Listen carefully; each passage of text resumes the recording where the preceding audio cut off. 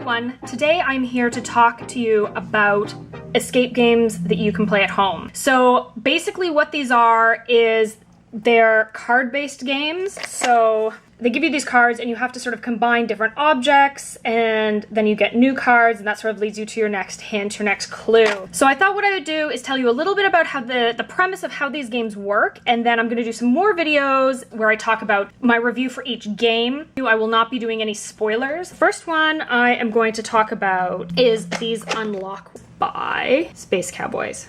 And they're different ones, and there's Escape Adventures, you can see there. And then we also tried this Mystery Adventure. They're basically very similar. They're the same premise. You're following clues to try to figure stuff out. I think this one is just because it's more like you're supposed to be physically locked in a room trying to actually escape, kind of like to save your life. And this is more like you've been called in to help solve a mystery. So as far as I'm concerned, that's the only difference. I think they have a third type, which I will look up and try to put down below. But I enjoyed both of these. So basically, when you get one of these, you're going to get a set of instructions, and it's basically gonna tell you how to do the tutorial and then how to play the actual game. And it'll just go through, tell you the rules, and tell you how everything works. And so the biggest thing here is that there's red cards and blue cards, and then these combine, you add up the number, and then you'll get a new card with a new clue. There's also machines where you have to actually do something in the app, which I'll talk about in a second, and then there's code cards where you actually have to figure out a 4-digit code and then punch it into that app to escape. Okay, so this is what the app looks like. So Mystery Adventure, and then House on the Hill. And so basically when you're in the app, it looks like this. There's a timer. For these games, you have 60 minutes. So the timer will count down. Once it gets to 0, it just starts counting back up. So like you didn't do it in the recommended time, but it'll still keep track to see how far over you went. The code. So this is where you would enter like the code to see if it worked. There's hints. So this is good that if you're really stuck and you're like, you feel like you're just not gonna, you can't move forward, you've been stuck for a while, you can put in like, you know, if it's card 23 that you want to hint on, you can put in card 23 and it'll give you a bit of help to try to like guide you towards getting the answer. The other thing it has is it has music, which I won't play here, but for each game it has like a separate background music, which actually makes it pretty fun when you're playing to give sort of atmosphere. Then what you get in the box, you get your instructions, and then you also get cards. So it is card based, and there's going to be 2 sets. So the difference here is you're going to have a tutorial. So the tutorial is the same in each game, although like this is tutorial 2.0. So I think they've updated it from the very first one they did, but it basically gives you a scenario. And then in the tutorial, this is how they all work to start off games anyway. So I'll just show you the tutorial because it's not giving anything away. They tell you that there's all these different objects in the room. And then what you do is, so like there's this desk and it says card 35. So then you go through and you go through until you find card 35. And then you can turn this over. And so that'll be the desk, but there'll be a clue in it, or it'll show you there's a lock, or there'll be something. So when you start off the game, you usually get about like 5 or 6 cards, and then you go through the tutorial. And this helps you to learn how to play the game so that when you get to the real deck of cards and the real scenario, that you actually have a sense of how to play it, and you're not just spending like hours trying to figure it out.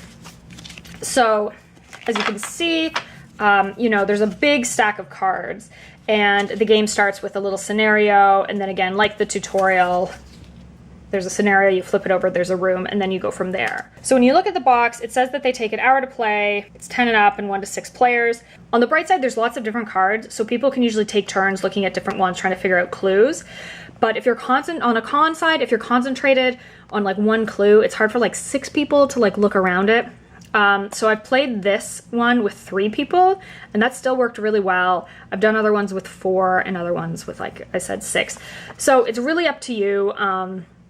You can play by yourself, which is also like amazing.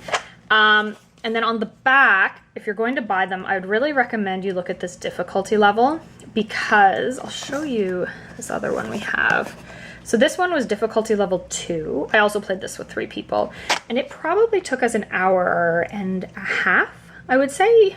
And again, it's recommended, it should take an hour. This one is difficulty level 1, and it took us an hour and like 5-10 minutes. So we just missed winning slightly on this. So if you're a beginner to this, just to sort of see how it works, I would recommend getting the beginner level 1, just to like, the clues are a little bit more straightforward. We definitely had to get a few hints on this one, but on this one, I just like realized we didn't even use any hints. We didn't even think. We were always able to sort of like move it forward. Other thing I will mention, so I told you about how there's the different colored cards that you can like add up to get a new number for a new hint.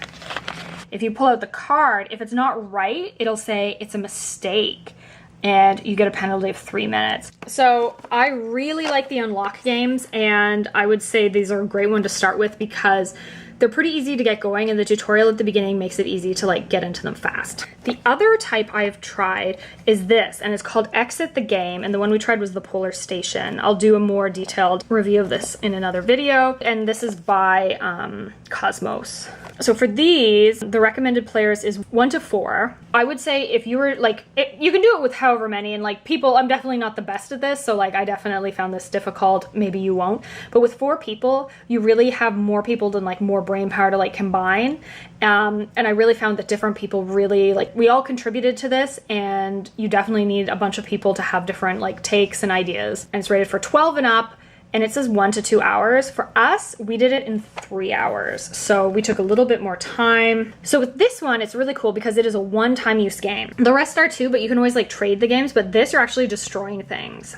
So in this game, you get this decoder ring where you have to figure out 3-digit codes, and as you figure them out, it'll reveal a special number here, and that's how you get a new card. So that was really cool because that does feel very like detective-y. This one also comes with like a little notebook, and in the notebook, it's maybe like 8 pages, and it has a bunch of different things in it. It's got like written things, pictures, like riddles, things you can fill in. Like there's a bunch of different stuff. The other unique thing to this is there's special objects. So these you can't get out until like the game tells you to, but there's special objects, you know, kind of like decoder rings, or they help you solve puzzles. So you get those throughout the game. And so that was also very unique, and I thought that was very cool. And then similar to the other game, you're gonna have different cards. So here they have answer cards, help cards, and riddle cards. And basically the riddle cards, there's like a clue or something you have to solve. When you think you know it, you go find the number card and you check if you have it right, because again, you put in the code and it'll give you a number to check the answer card. And then there's also these help cards. There will be 2 help cards, and then the third card is the answer card. So like if you really can't get past something, it's not like you just have to stop playing the game. Like they do help you. What I liked is that when we did have to get in like the answer card, the third help card to tell us the answer, it really explained what was going on, so we ended up understanding like what we had missed. So there's no tutorial, but there is like instructions. So the instructions just sort of explain what's in the box, what you're kind of supposed to do. And then the other thing that this does is, so there is recommended times. And basically they decide like if you win based on how you do. So how many help cards do you use? You go across, and then how long did it take you? So that's my quick overview of escape room games that you can play at home. There's definitely other ones that I haven't included here. And as I play new games, I'm gonna just let you know what I think about the scenarios, any pitfalls, that kind of thing. So if that's the kind of thing you're interested in, please subscribe to this channel and hit the bell icon so that you will get notifications every time I put up a new video. Thanks for watching. Bye.